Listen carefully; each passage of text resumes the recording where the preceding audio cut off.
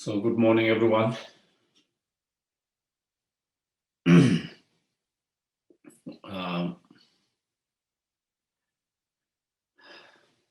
yeah, then again, as usual, we'll start with a short breathing meditation to quiet our mind.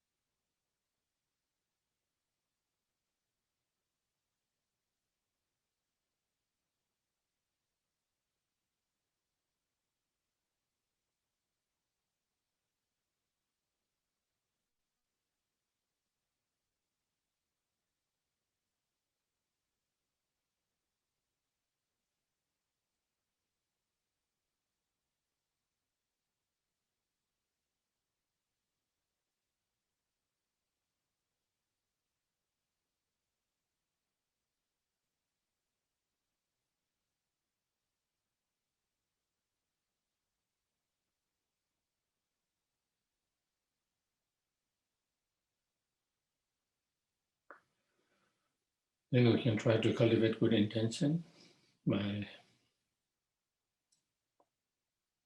thinking and feeling. May our coming here together with good intention and giving our precious time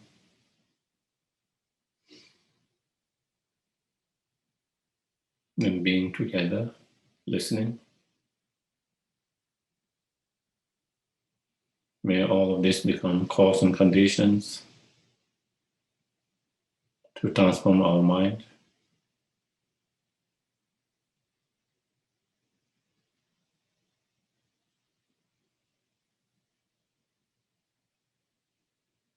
So we can reduce our frustrations, impatience, anger, strong desire, jealousy, pride, so forth, and eventually fully overcome them.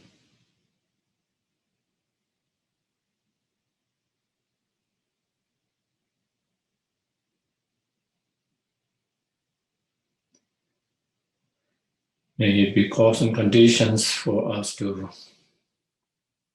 find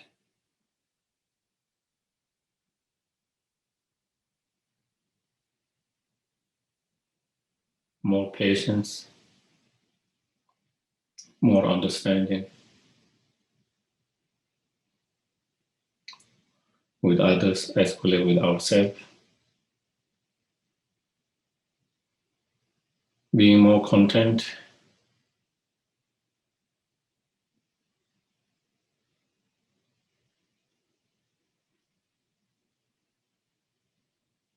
and have more to be able to develop more love, compassion, both to the mind and wisdom.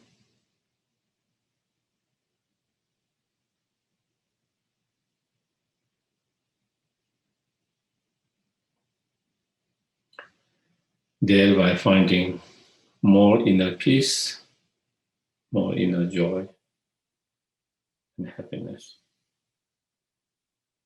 in our life.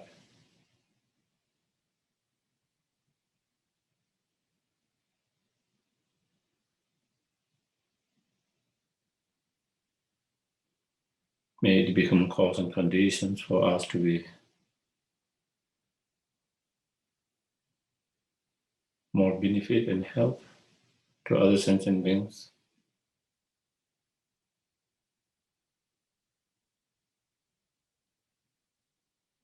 To be able to contribute directly, indirectly towards their well-beings, happiness.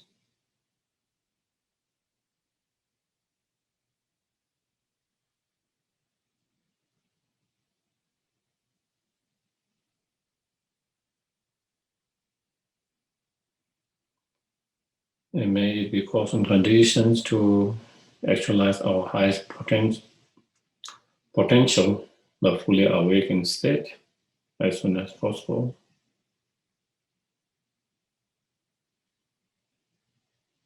So we can be greatest help and benefit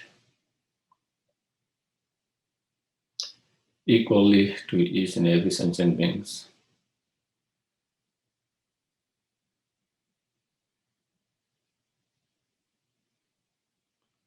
Day and night.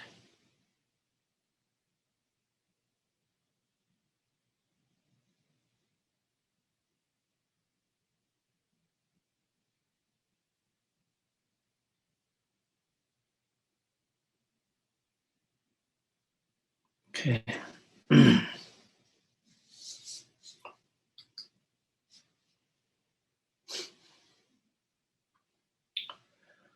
I go for refuge until I am enlightened to the Buddha, the Dharma, and the Supreme Assembly.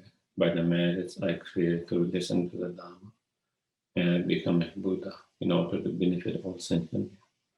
Sangye Svedam Sangye Sonam Chanchu Bado Dhanika Tagi Shagi Besonam Dola Penche Sangye Doba Sangye Svedam Sangye Sonam Chanchu Bado Dhanika Tagi Shagi Besonam Dola Penche Sangye Doba.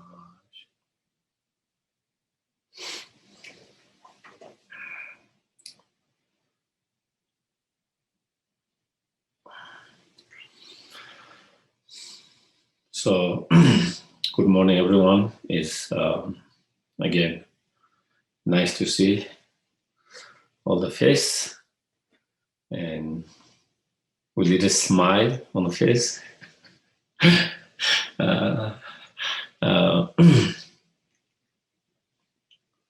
Isn't it nice to see smile? You know, I think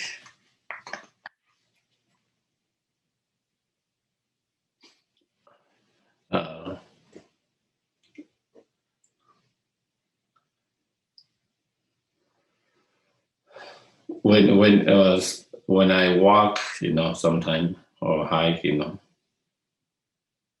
when I'm out, you know, try to say hi, try to smile, you know, and people respond in different ways, you know. Some people, they smile you back, they say hi back to you, and some people might not, kind of, they feel strange. You know, a stranger is saying hi or smiling, you know, they might feel a little bit kind of strange and uncomfortable at the very beginning, you know. But I think with the time they started to feel, let go of that uncomfortableness, and they started to kind of respond. And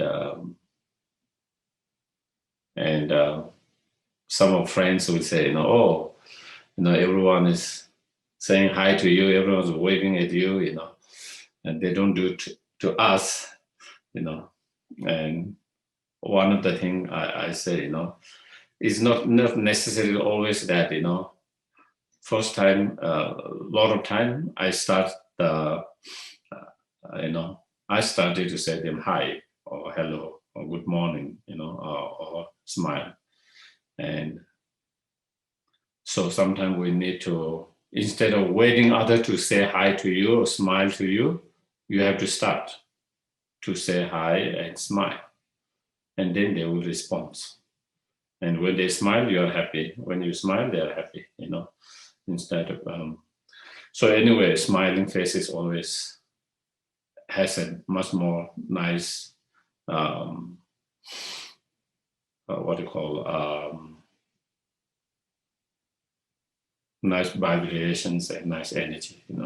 Everyone, including animal, I think they like to see my smiling face, not the other ground face, face. So,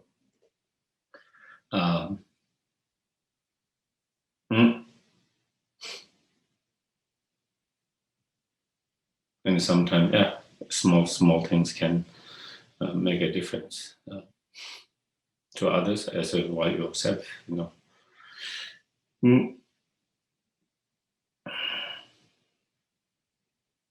So anyway, I think it was I got sidetracked. So we have been following this Atisha's particular text with full of many practical, helpful,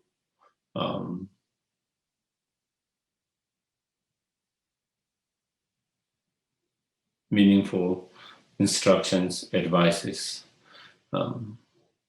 and so we have been following that, and it doesn't have the number in terms of the verses, so I think it's a little bit kind of, but we just kind of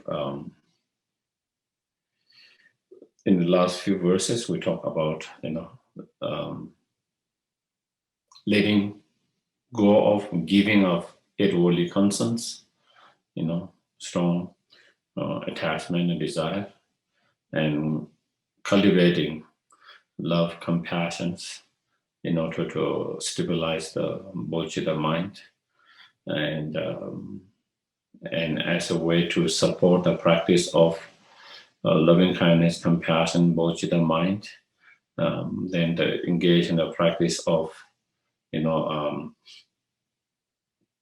avoiding 10 unwholesome actions, and then engaging in a practice to have a strong faith and confidence in your own practice, in the practice of love, compassion, bodhicitta, in the practice of avoiding 10 non-virtuous actions and engaging in 10 virtuous actions, and in general as well. So I think that is where we kind of finish. And today we are in a verse where it says, "With few ones, be content with what you have." So and with gratitude, repay any kindness you receive. So by letting go of, and by attachment or strong desire or attachments, then we learn to be content. We learn to be content. We train to be content. We learn to be content with what we have, even if we don't have so much, instead of trying to run after them all the time. And as we mentioned before, if we can't find the content in our mind, if we cannot develop that inner mental state of contentment, and if we continue to follow the desire and attachment, you can never find satisfaction and happiness, joy in your life, no matter how much you make it, no matter how much you have it. We can never find. Absolutely.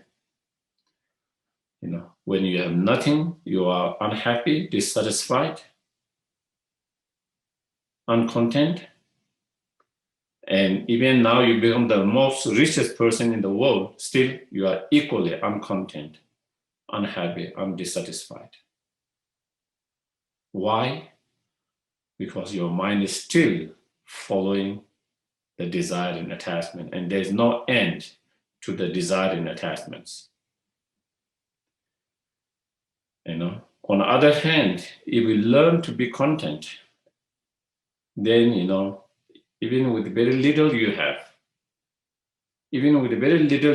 you will find inner peace, sense of satisfaction content in your life, and so it is all about, do I want to find inner satisfaction, content, happiness, or do I just want to chase after something by chasing the desire and the desire and the attachment, and that can never lead to sense of satisfactions, As Buddha gives so many different examples, it's like trying to quench your thirsty by drinking a salted water. You can never quench your thirsty by drinking salted water. And that is the same thing, trying to find satisfactions, trying to find content or satisfaction by following the attachment desire is not possible. And it is not just Buddha said. We can just look in our own life. And it's very clear. We don't need to go outside to realize that. When you are young, you had nothing.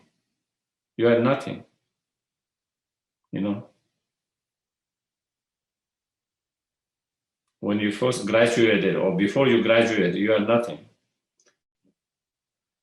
Comparatively, you have a lot. Relatively, compared to that, you have a lot. But are we more satisfied? Are we more happy? Are we more content than when you are as a young kid? If you haven't found more joy, more happiness, more content, more satisfaction,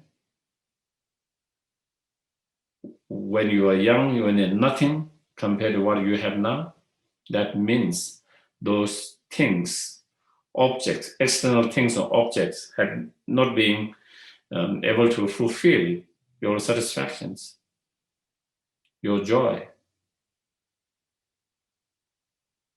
So true inner satisfaction, joy, happiness does not come from outside. It has to come from within, inside. From within and inside. And it is this sense of contentment. It's the sense of this contentment is that give us inner peace, joy, satisfactions. So, and that is sense of content is also the antidote towards attachment and desire. The desire and attachment is not being content with what you have. You want more, better, Whereas with this inner, the mind and practice of content is being okay and happy with whatever you have, whatever is there in your life, And I have often shared and I've often said, I have met all kinds of peoples in my life, be in Asia, be in here, and I don't see having more make people more happy. I don't see people who have less being less unhappy. So it is about something inside, not outside, We always feel if we can have better and more, we will be more happy. That might be just deceiving, which have deceived us so far, and that could be deceiving for our life. If it has not been the case so far, how do we expect that to be the case in the future? So if we learn to be content, then when you have, if you have little, you are happy. You have more, you are happy. You have better, you are happy and satisfied. And if you have not, best, still you are satisfied and happy. And I think that is the key,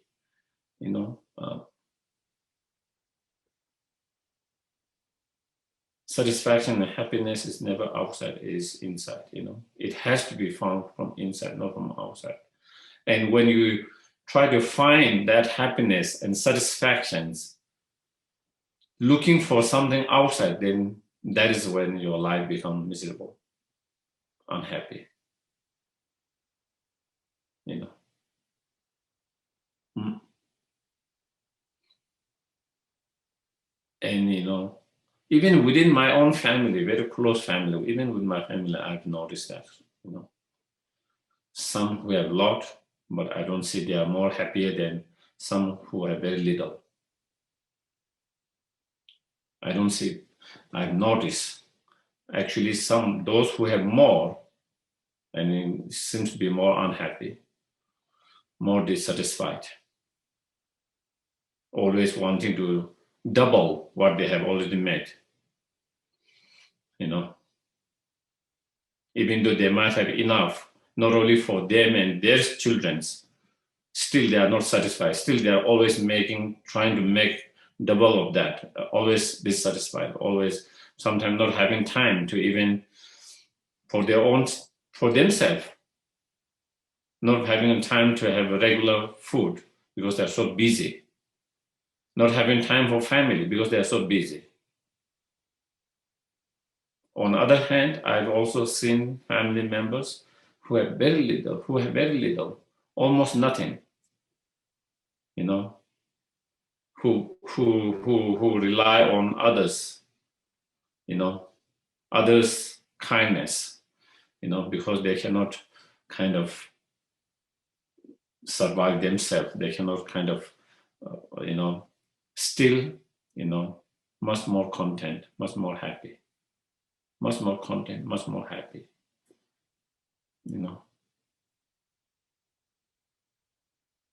and,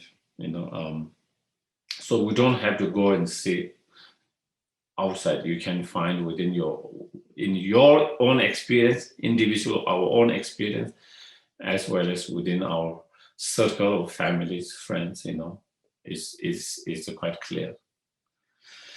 Mm-hmm. So that is training and learning to be content with whatever we have, being content and happy and satisfied, when we have, being happy, when we don't have so much, also being happy, and that is the key. When you are happy,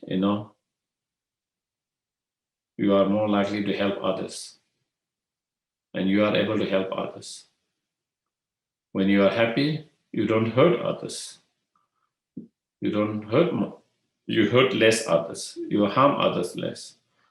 It is when we are unhappy, then that is where we are more likely to hurt and harm others, and and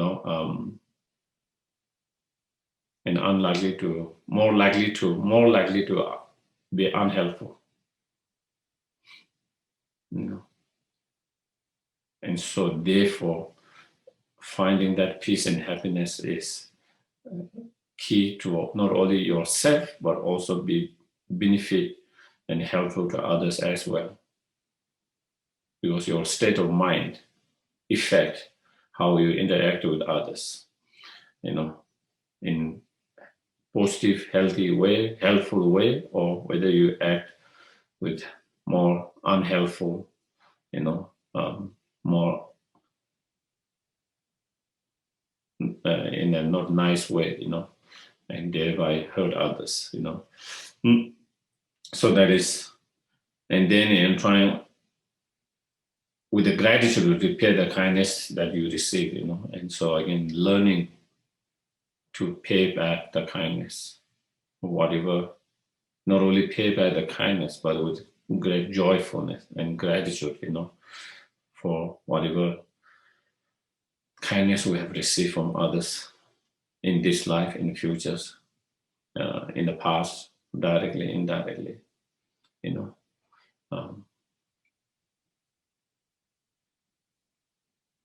and these are so incredible advice, not only from Dharma point, even ordinary,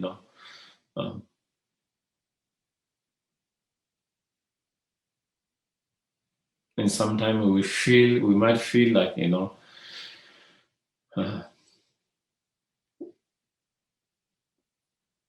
we have not received kindness of others. It's not true. It's not true. Sometimes even though we might feel, we might not have received the kindness of others. Or even we have received the kindness, or we feel like there are only few individuals in our life from whom we receive the kindness. But if we kind of give time to go more depth, and really contemplate, there are so many people from whom we receive kindness. The problem is we forget. Our memory, our memory is not strong. We only can remember the kindness we received today, this week, this month, or certain kindness we remember. But, if I have to go back from my birth up to now, how many people have come in my life at a certain time and have been so helpful and kind and supported? But many of those people is not even within my memory anymore. Especially I don't remember when I was very young, people that have taken care of me, helped me, supported me, even it's just one day,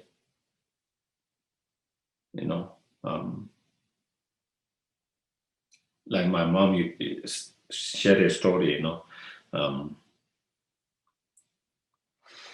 among the children, I was the one who was always following the mom, when I was young. So my mom had to tie me, when she need to go out to work, because I keep on following her, and if I keep following her, then she wouldn't be able to do what she's going to do, to pick up the woods from because she would have to carry me, then she wouldn't have, she couldn't carry the woods, for example, like that, just one example, and so, sometimes my mom might kind of shout, sometimes beat, tight if I start following her, but still sometimes I follow, so I follow from the distance where I see her, but she cannot see me, and I follow one time in the kind of winter, and then I got almost frozen, and my mom didn't see me, and I was kind of following her, and and I was almost frozen to death until someone saw me and took their home blanket, put by the fire, and kind of give the warm, So she saved my life, she saved my life, but I only knew about that through my mom. I don't remember myself, So this is just one story that you don't remember. A kindness of someone, not just kindness, who saved your life. Normally, how much gratitude you feel if someone saved your life. But there are so many stories like that in our life, so many different people, and people you don't know, strangers, who have been so kind to you in one way, small way, sometimes big ways, sometimes in small ways, and sometimes it feels very small, but in that situation, it's a big. And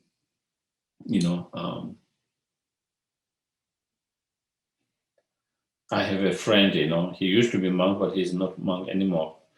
And he told me, there were some of his relative and others escaping from Tibet, and he was going to the border to kind of pick up them, and of course it is not easy for those coming from Tibet, also for him going to pick them up.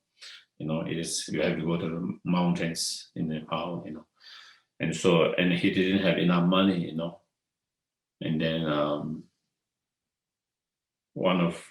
he met someone, that he knew, he knew from Kopan, Harry, and he gave him some money, and it might not be a great amount of money, but for him, it was so much. For him at that time, in that difficult situation, So I'm giving just small example like that in our life, and there's so many kind of like that.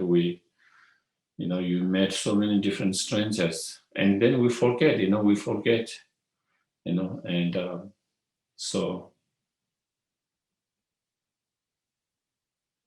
so it is not that we don't receive the kindness of others. We continue to receive the kindness of others. So not only just from our friends and people we know, but we continue to receive kindness from strangers all the time, here and there, when you are in needs, and so not to talk about from the Buddhist point of view, everyone has been your most kind mothers, fathers, brothers, sisters, not only one time, countless time, and each time how much they have done. Forget about all of that. Even in just this lifetime,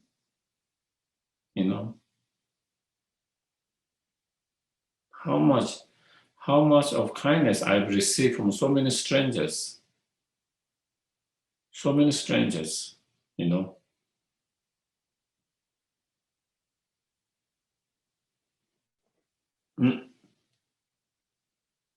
Some of those strangers become your friends over the time. Some of those strangers never become friends because you met one time, two times, and then you never met, or you don't continue to communicate, but you just met at a certain time in certain places, and and so I think to think that we don't receive the kindness of others, I think it's a misconception. Sometimes we might feel that way, or we might feel there are only very few individuals that I receive kindness, and I don't have a lot of people from whom I receive kindness. But if we give enough time to reflect, contemplate in details, I think, not only that, even if we talk about, I'm enjoying the house, at the house. I don't have to be outside, homeless in a rain and heat and all snow and all of that. I have food on my tables, and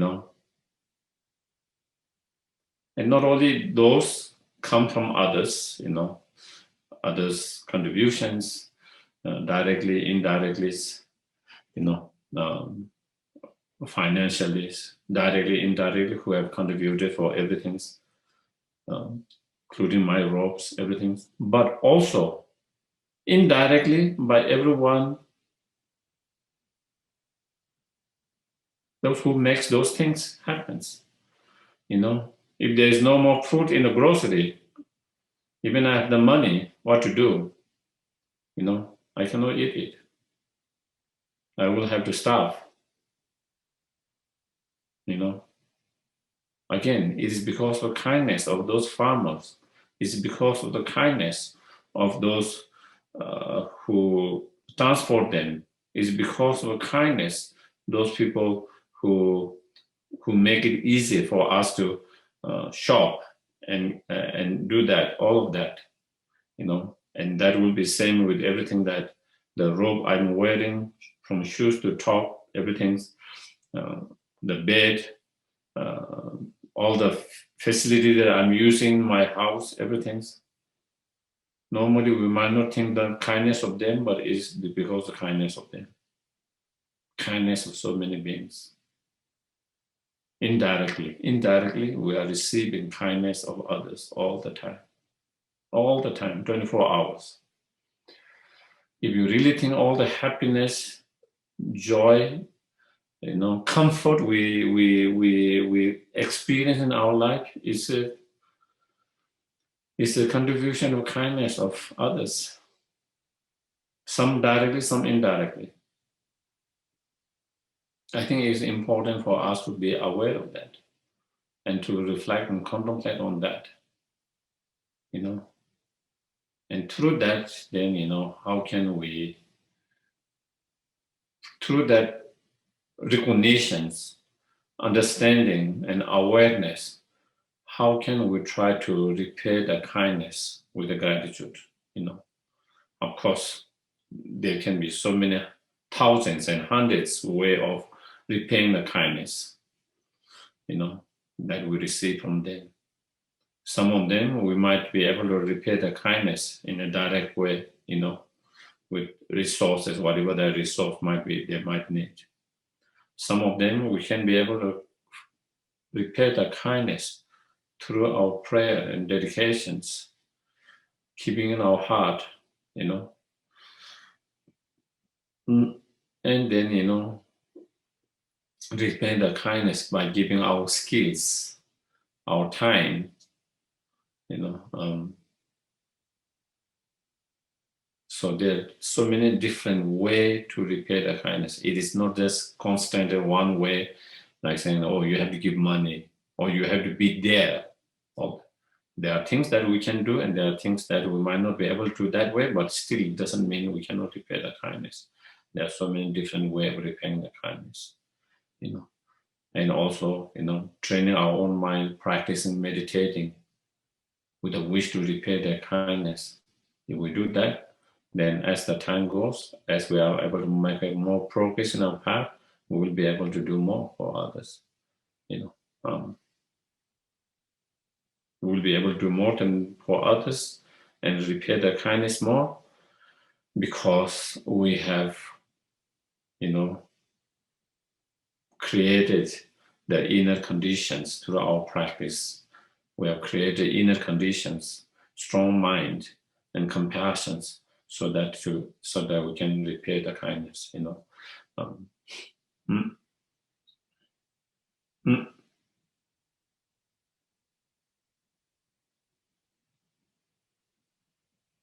Yeah. Not only repay the kindness, but as it is said, repay the kindness with gratitude, feeling of gratefulness, and with joyfully, repaying the kindness joyfully. I think those are important factors as well. Instead of feeling, kind of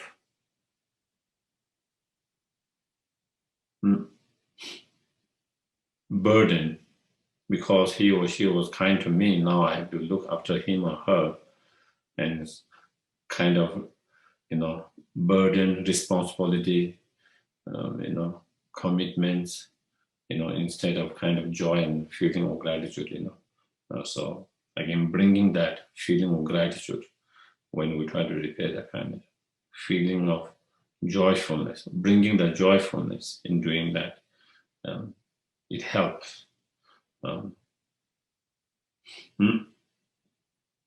Then, next one, overcoming anger and arrogance, and let the humility rule your mind. So one of the main inner obstacle to cultivate true love, compassion, bodhicitta mind,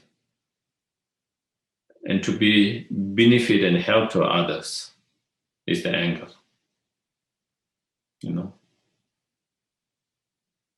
Is the anger. As His Holiness always says, anger and it's your immune system, so it harms you, and it is the cause to harm others. And the angry state of the mind, it harms you, and also it is the main cause to hurt and harm others. And it is the main cause, internal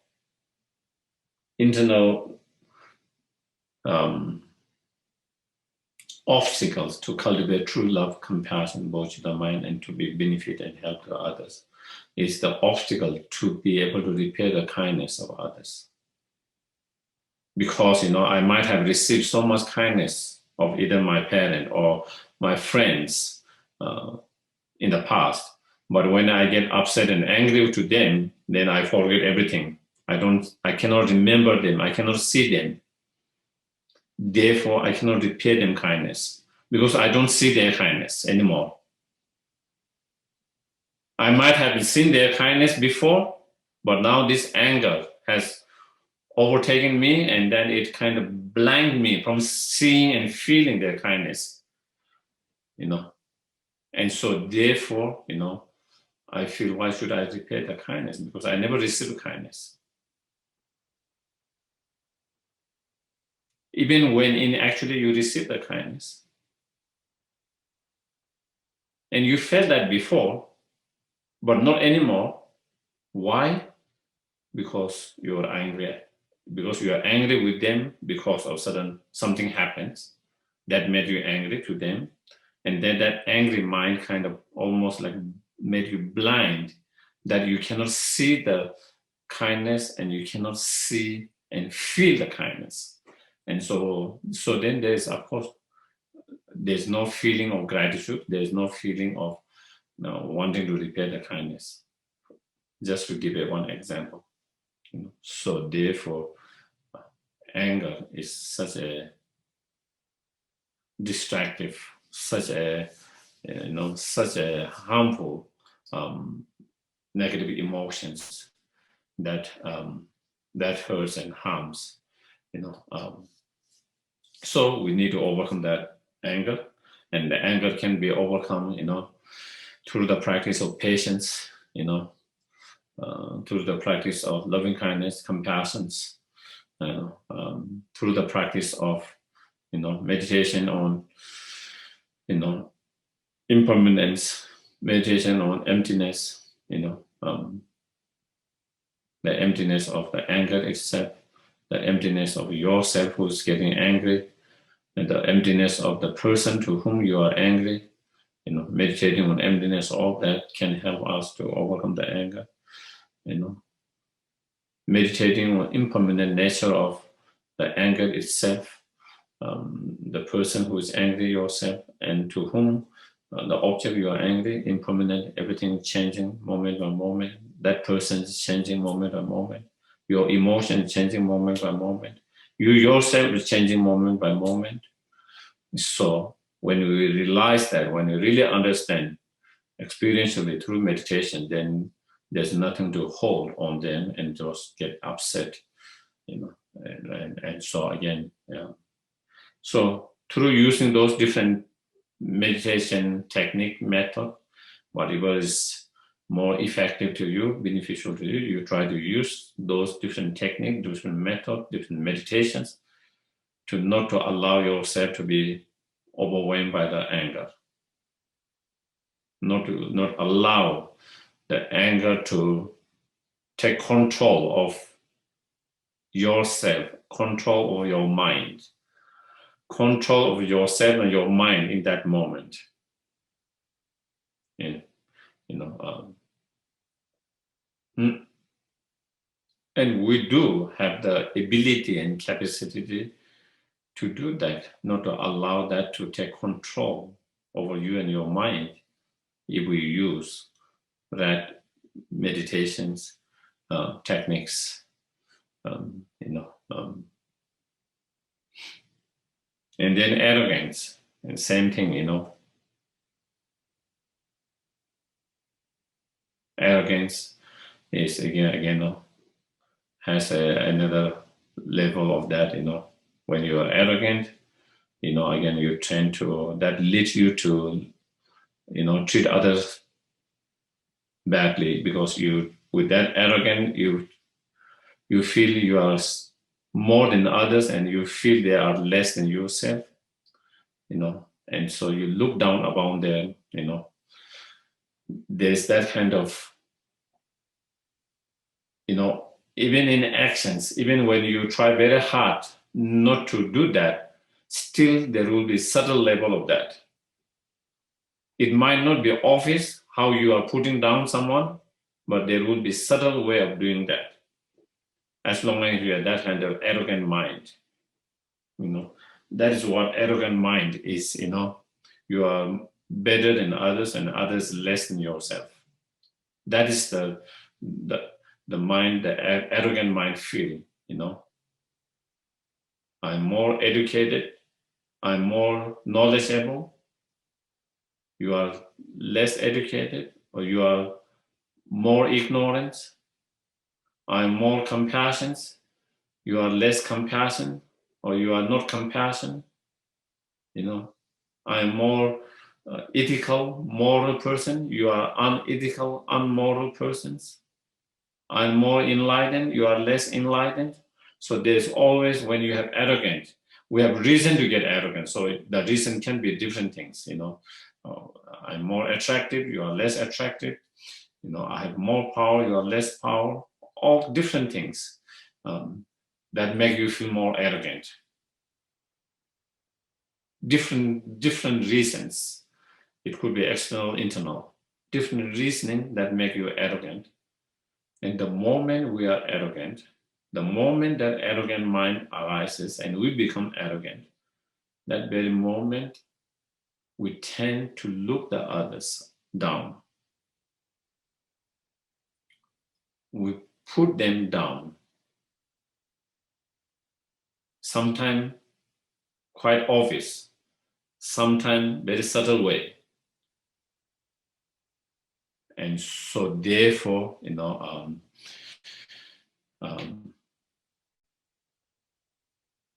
so when you're arrogant, there is no way that we can be able to, perfect the practice of Bodhisattva, the practice of the lojong, the practice of Bodhisattva, the practice of lojong is put others above us, others supreme than ourselves, others before us, And when we feel that kind of arrogance, there's no way we can do that, When I'm arrogant with someone, I cannot put that person more supreme than myself, because of my arrogance, And so therefore, again, it is the obstacle for cultivating loving kindness, compassion, bodhicitta mind, and to treat others kindly, When we have that kind of arrogance, we cannot treat others kindly, The moment you push them or put them down, the moment you put them down, then you can't really treat with compassion. And thereby we cannot treat them even equally, Forget about putting them above us, supreme than us. When you're arrogant, you cannot treat them even equally, And so therefore, that become obstacle for your spiritual growth, of all these inner realizations, as well as it is an obstacle to treat others better and to be more help, to be able to be more benefit and help to others. So it is harmful to you, it is harmful to others, it is harmful to the societies when you have such an arrogant. And not only spiritually, when someone is too arrogant, people doesn't like that such people, Nobody want to be a arrogant persons, except themselves, And so on one hand, we want to be liked by everyone, isn't it? On one hand, we want to be liked by everyone. We want everyone to be kind to you, nice to you, everyone liking you. But when we are arrogant, we just push them. It has the opposite result of what you want. It has the opposite result of what you wish for, what you want for. When you are arrogant, then you make them dislike you. You make them push them away.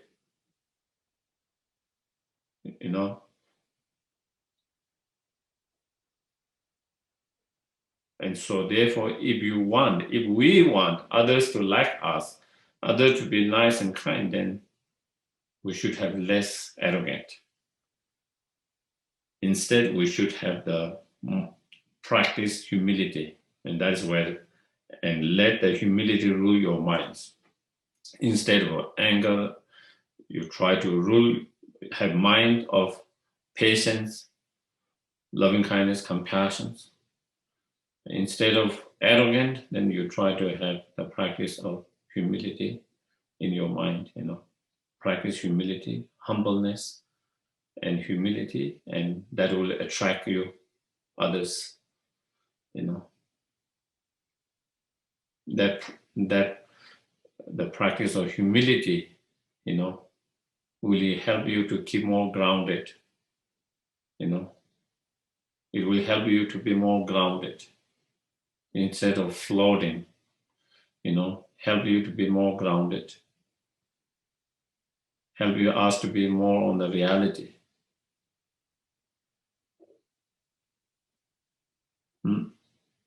And that humility will help us to cultivate more love, compassion, bodhicitta mind, respect to others. And with that kind of, that then it attracts other people liking you, other people being nice to you, kind to you,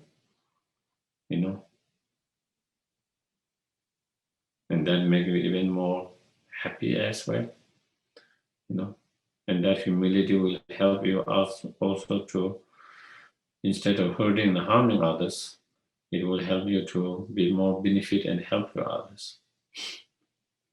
So those are important, I think, whether you are Buddhist or not, whether you are, practitioner or not, spiritual and Buddhist practitioner, not Bodhisattvas practitioner or not, but I think these are really an important quality that we all need as a human beings, as a sentient beings, as a human beings, less arrogant, more humility, less anger, more patience and compassion. If we can do that, it will be good for us. It will be good for our families, friends. It's good for the humanity in the world. A lot of problems in the world now is because of anger and arrogance. Not enough humility, not enough patience, love, compassion.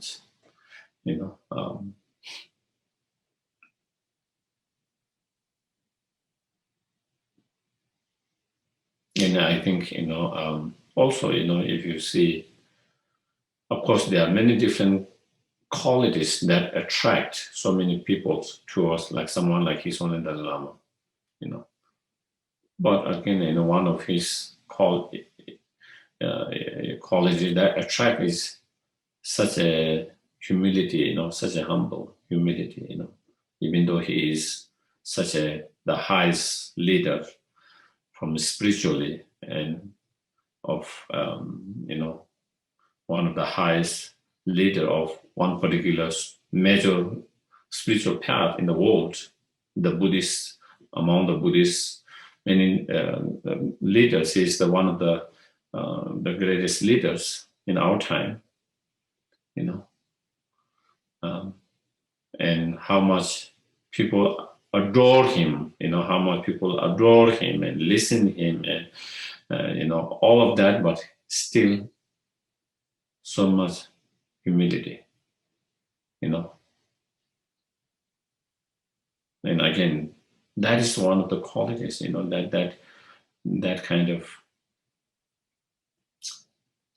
pulls others towards him, attract him, and so that you can be more benefit to others, because when they're attracted to him, when he says that they listen more, his message, the message of love, compassion, non-violence, people listen more, people are able to,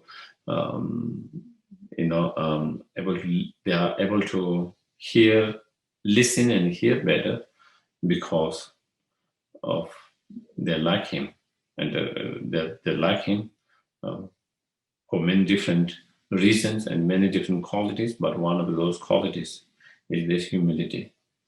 Humility, mm.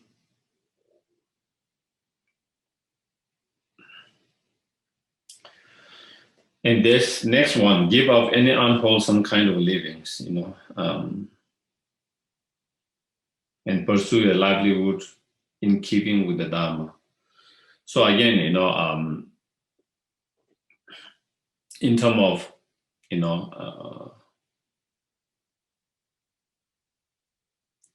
wrong livelihood, in a Buddhist teaching, they talk about 5 wrong livelihood, and and which are not according to the Dharma,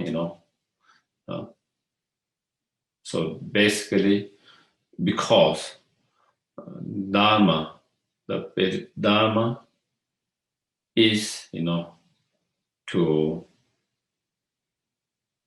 the very essence of the Dharma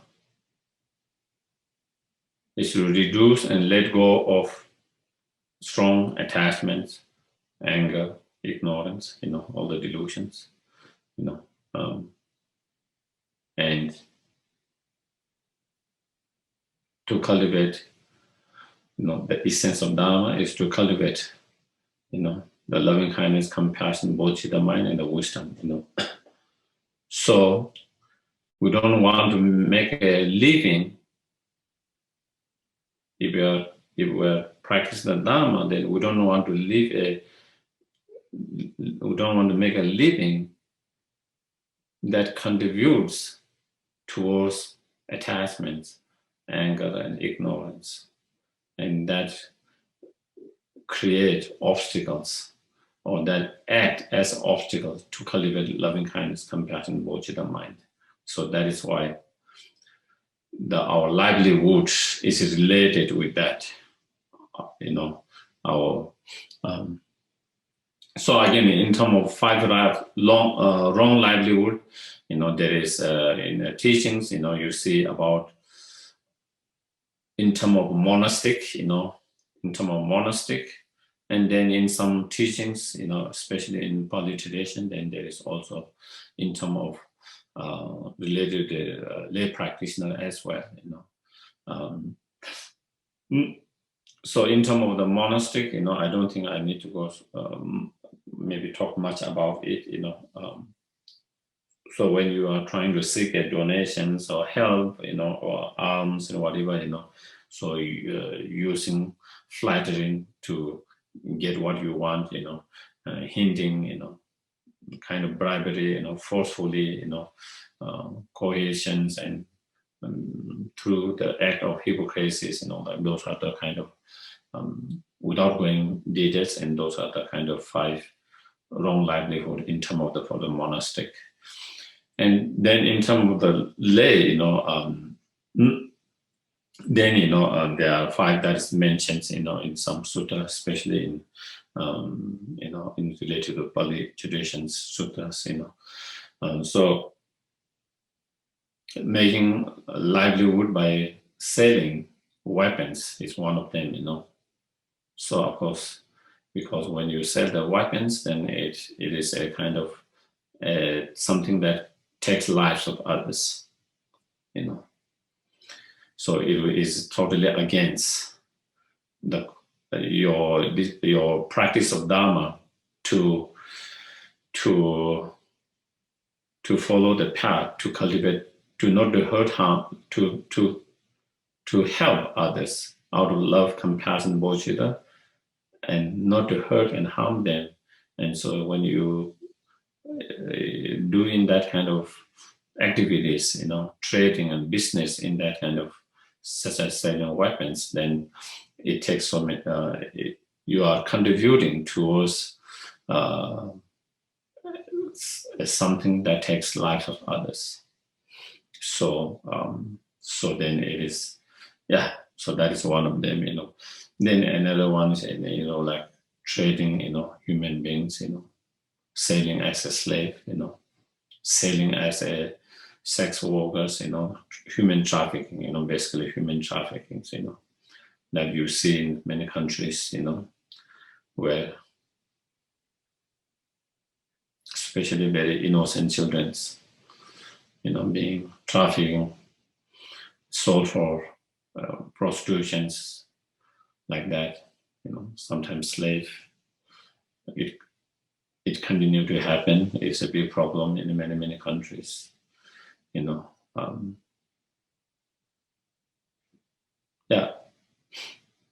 So again, such engaging, such kind of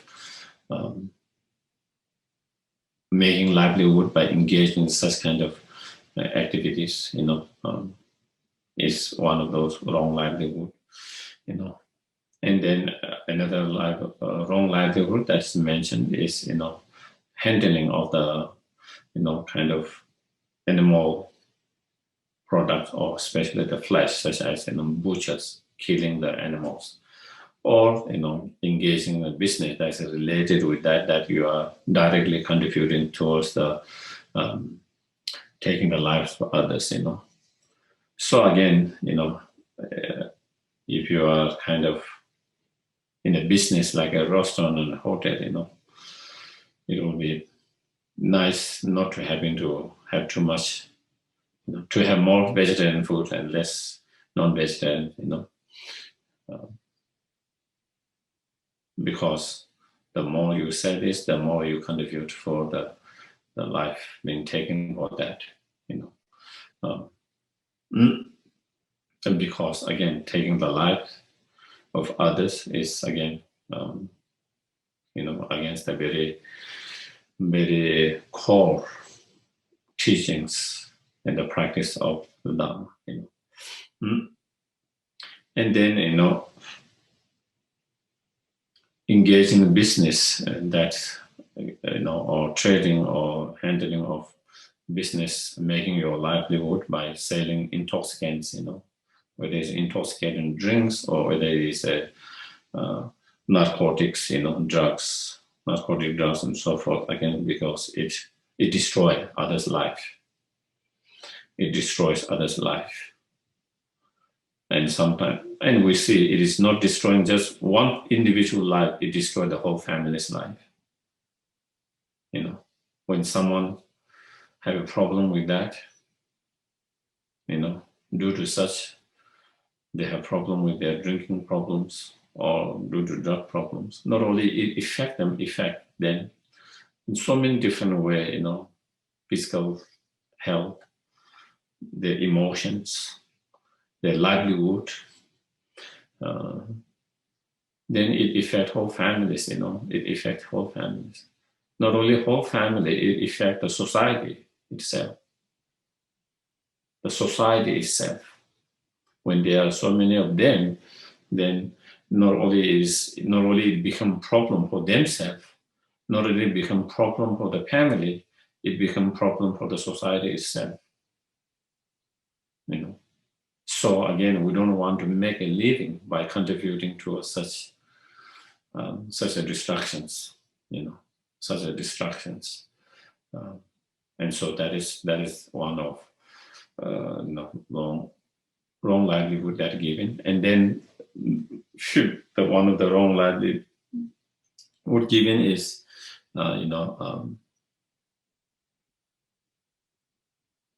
engaging in business or trade poisonous, So again, something that takes others' lives again,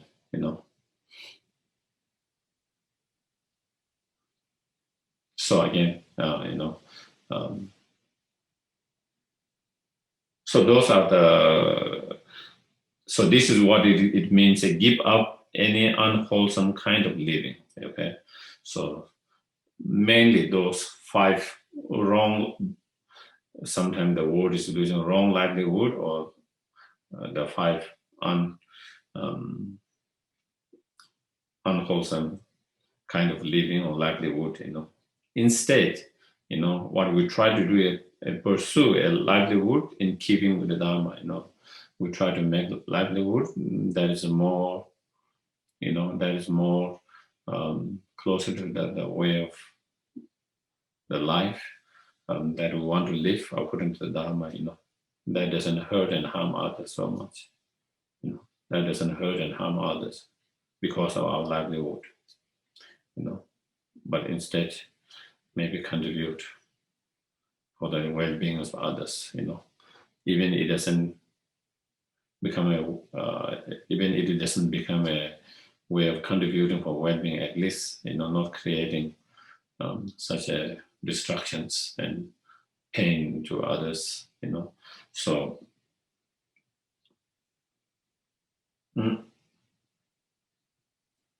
because again, that the way we live our life, our lifestyle, our livelihood, have a strong impact in our mind.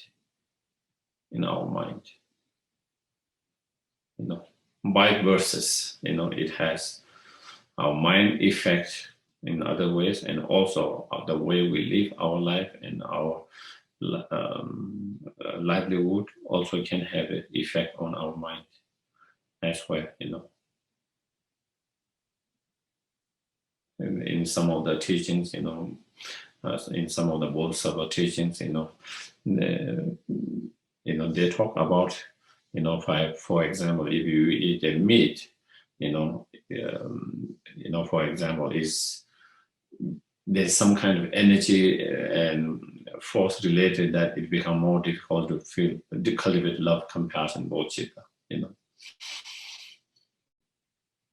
For example, and of course, if you kill, then that is even more worse. And so that is, just to give an example, that is how it can affect, your practice and your mind.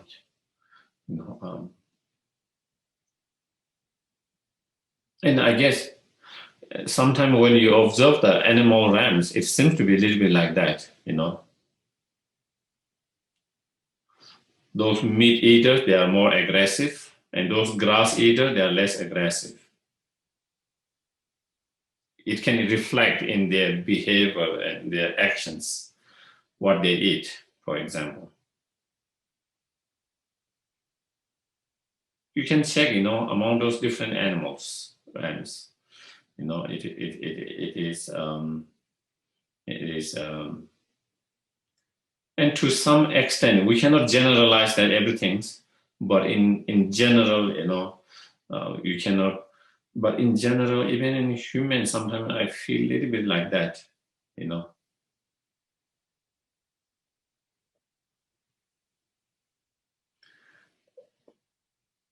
How you, what do you eat and what do you do in terms of your actions, in terms of your livelihood, all that kind of can affect and reflect in your attitude and your behavior to a certain degree. Even though that is not the case all the time, because it's very individual. Someone who depend on their very strong practice, but in general, there is. It's interesting. It is interesting that one can really reflect. Something to reflect on. And then it says, do away with your addiction to the material things and adorn yourself with the richness of the Aryas.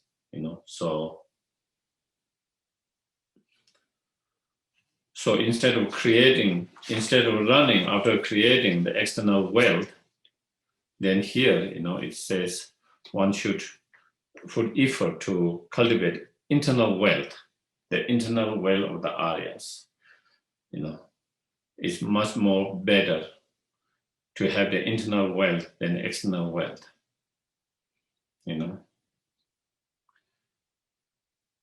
The external wealth is very unreliable. Internal wealth is very reliable. Internal wealth definitely will give you inner peace, happiness, joy. External wealth does not guarantee that. External wealth or rich does not guarantee your inner peace, your inner happiness, as we already discussed before. But internal wealth definitely will guarantee your inner peace, your inner happiness, inner joy.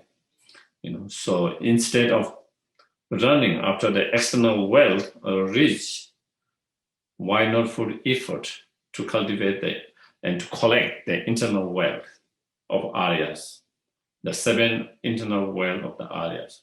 So then those 7 wealth, as here it says, the wealth of faith, of discipline, generosity, learning, decency, self-control, and wisdom. Such are the 7 riches. And those are the most sacred form of wealth. Why? Why are they most sacred? Because our 7 treasures that never run out. The external wealth can be run out. And when you die, you cannot take with you the external wealth, but internal wealth you can take with you, continue to take with you, those internal qualities, the internal wealth. So you can carry on, life after life until enlightenment.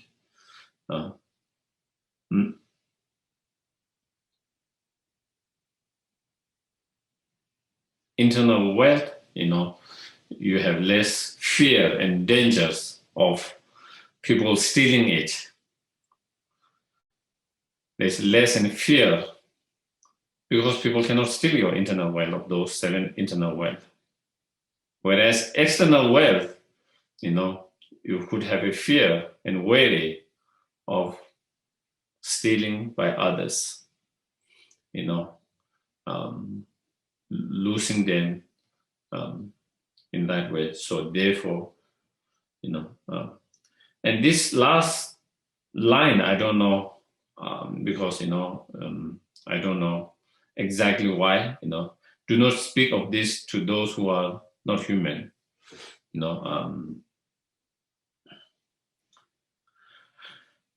I guess, I don't know, maybe if you let the non-human know, like a spirit, maybe they might create obstacles in your practice.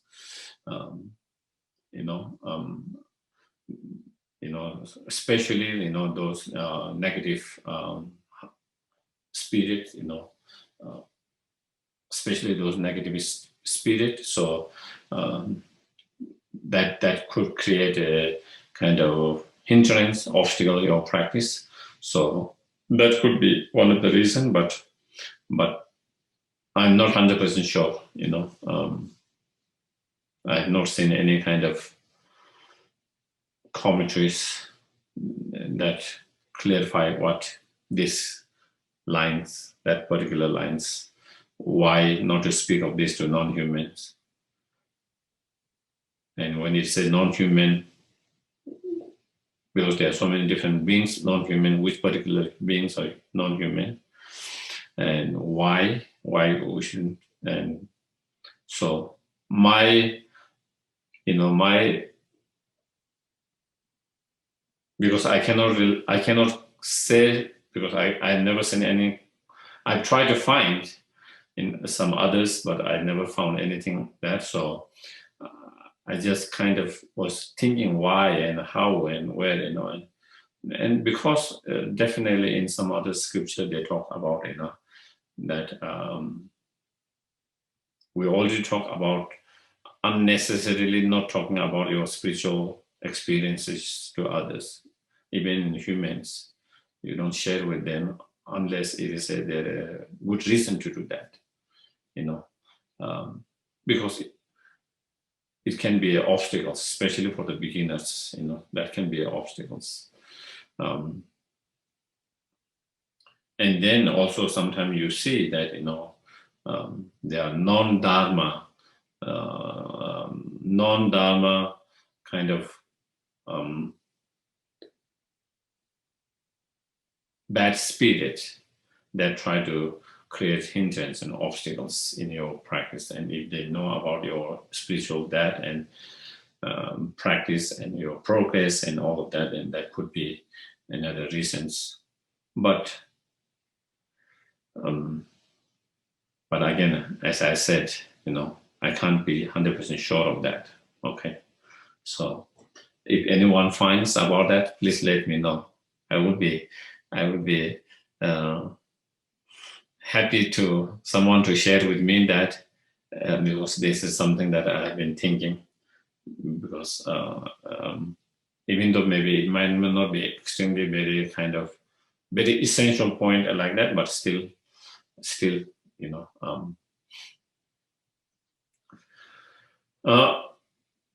then maybe, I don't know, maybe I might want to go a little bit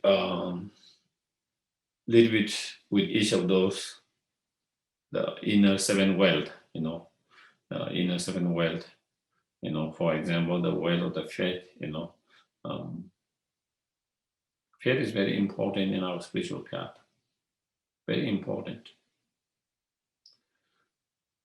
And as His Holiness always says, we are not talking about blind faith, the faith that is based on reasoning, logic, and experience, is important. If you have faith, then that helps you to drive your practice.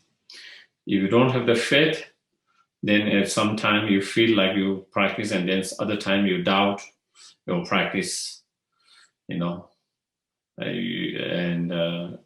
then your practice started to become kind of shaky, because now you are starting to be doubtful, and you are doubtful because you don't have strong enough faith, because you don't have strong enough faith in that particular topic, subject, that particular teaching, that particular meditation, whatever that is, that you are doubtful about it, and so, and then, so faith is the, of course, obstacles of, unfaithful, or not faith, and, kind of two-minded, or in doubt, the afflictive emotions, the dirt of afflictive emotions of not having faith, or two-minded doubt, and it is in terms of mental factors, 51 mental factors, they describe about 11 virtuous mental factors, and faith is one of those mental factors, virtuous mental factors from those 11 virtuous mental factors. And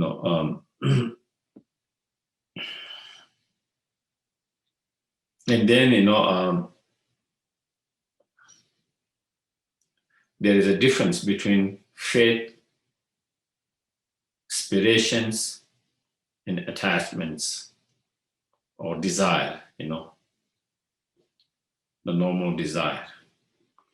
The ordinary desire, the object of ordinary desire is not a virtuous, whereas the object of the faith is a virtuous. And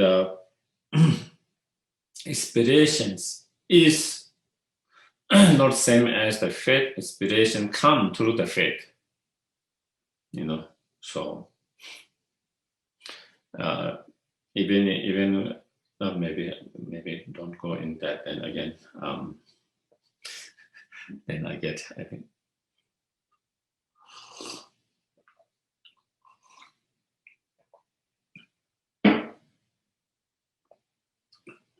Then in many of the teachings, they talk about 3 levels of faith.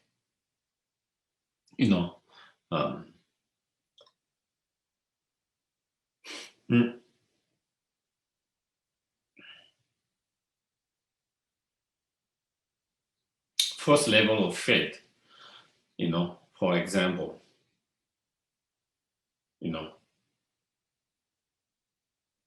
whether you are hearing a teachings, whether you saw a teacher that you connected, a teacher that you felt qualified and nice and whatever, when you see those, or maybe you heard about certain biography or certain story of certain teachers of someone, you develop a kind of joy, you kind of develop a joy and delightfulness in that, delightfulness in that,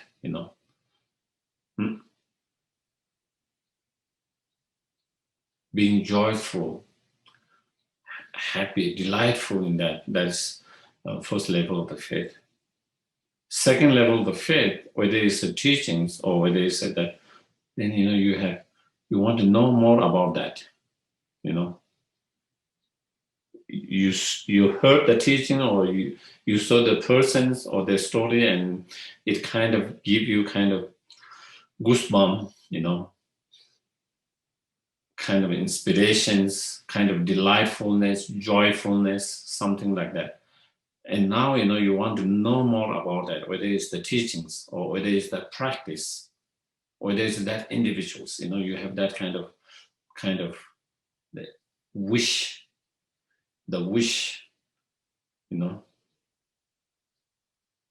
so wanting to know more. So that's one. So your level of faith is more deeper now, not only you're delightful and joyful by hearing it, by doing it a little bit, or by seeing it, whatever, but now you have more interest, wanting to kind of know more of that. And then third level of faith is, then now you have done enough research, you wanted to know more, you have the wish to do more now, and you have known that you have started doing the practice. You have studied and you have practiced. If it's a person, now you have investigated, wrote about, and really knowing about them, more details, more depthly, all of them. And then, through your own practice, then, you come to a certain conclusion because of your own understanding and experiences, and that you have no more doubt, you are 100% sure about that, and you have developed a strong faith, and that faith, that kind of faith, is the what we want to develop. The faith that you have developed through your own investigation, study, and practice and experience. And that, when you have that kind of faith, then it becomes unshakable. Unshakable. But that faith is not based because someone said it, because I heard it, because I saw it, but because you have done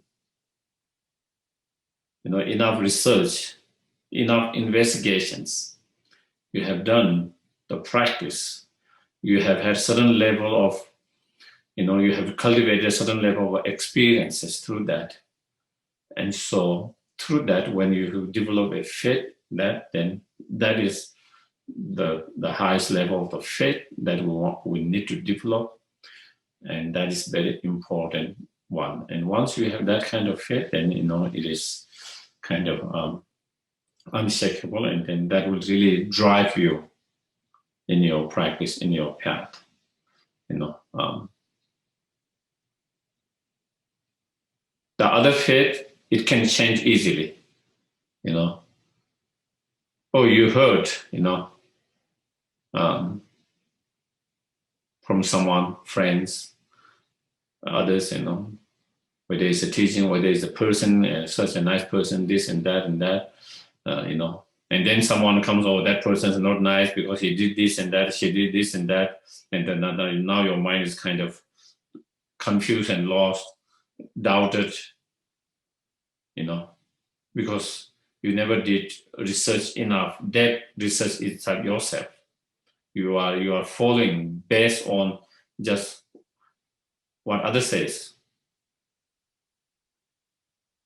and so therefore, and that is why, like when they talk about guru devotions, that's also why they talk about why you need to investigate teacher over the times, because also different people have different experience with each teachers, Someone might have nice experience with one teacher, but someone might not have a nice experience with that teachers. And so then you hear two different things. And both are their true experience. They are not lying. One has that experience, and it was a very different experience than someone who has a very different experience.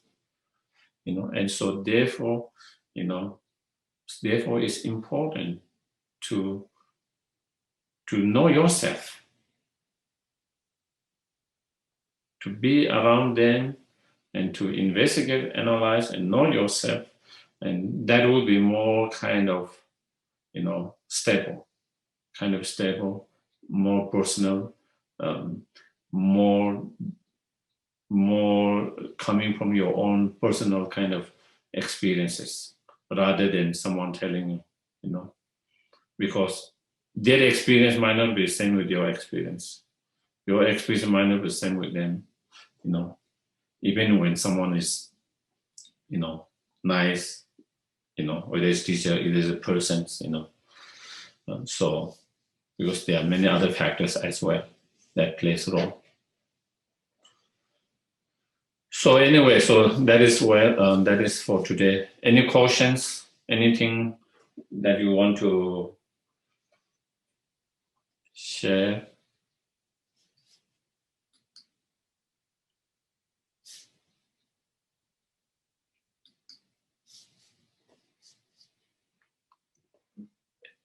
No questions?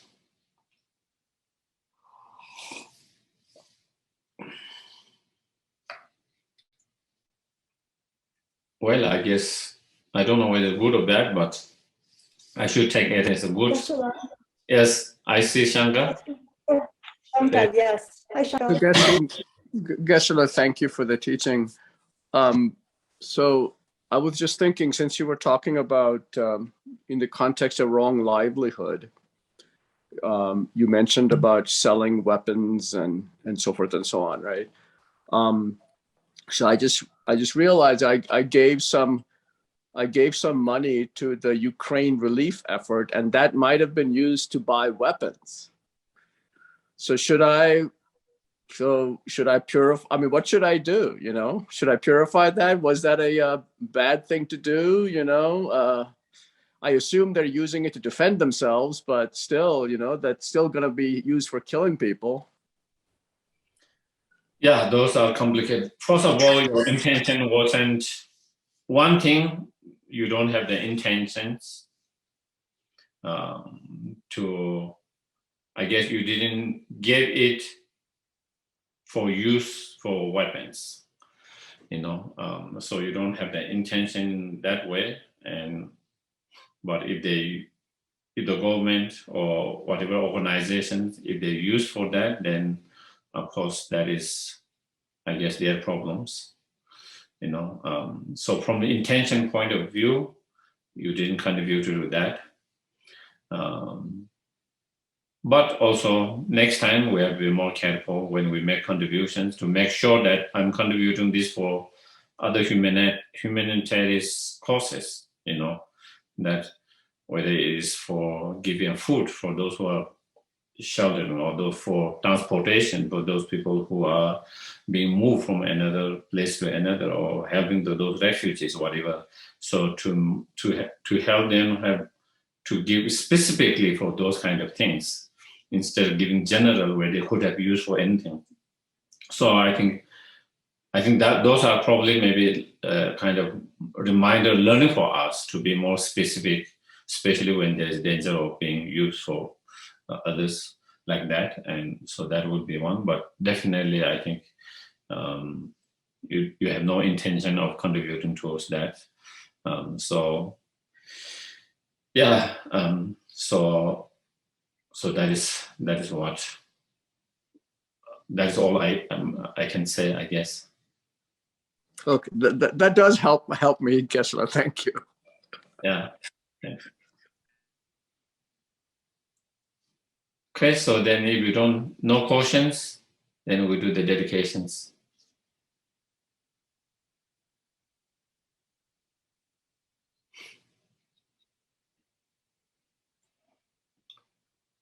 May all beings everywhere plagued by the suffering of body and the mind obtain an ocean of happiness and joy by virtues of my merits.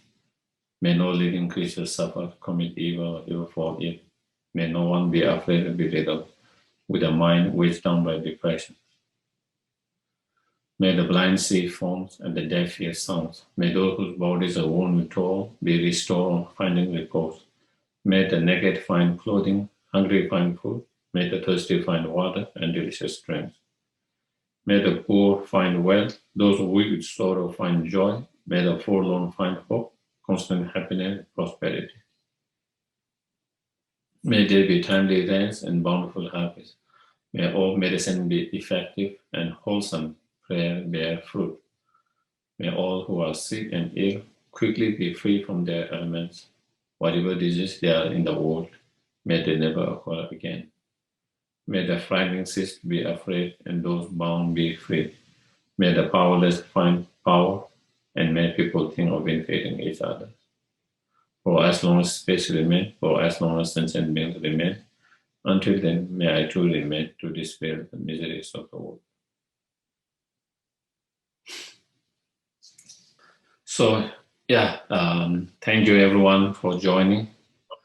Thank you. Have a rest of the good day. Okay. Thank you.